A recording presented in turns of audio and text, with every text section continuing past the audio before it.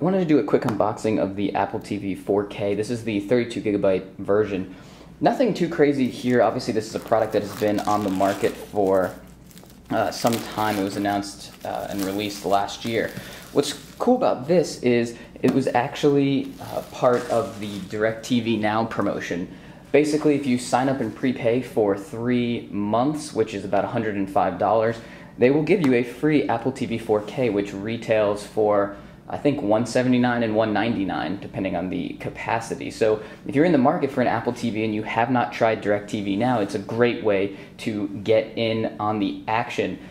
Beyond that 3 months that you pay for, there's kind of no strings attached. There's no requirement to stay with them. And that also means that it'll give me an opportunity after probably over a year and a half, 2 years since I first tried DirecTV Now, to give you an update on it and its new features. So that's pretty cool.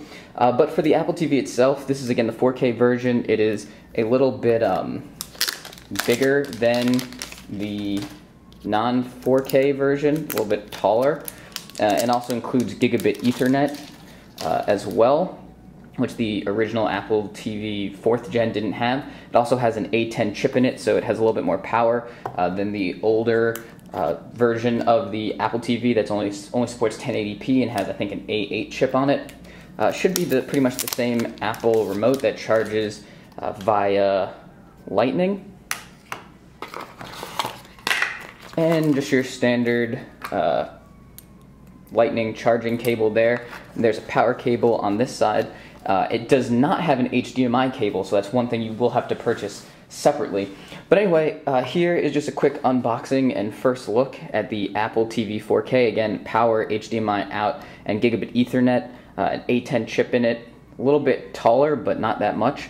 Again, check out my videos previously on DirecTV Now, and there probably will be some new ones coming to give you an update. Thanks for watching.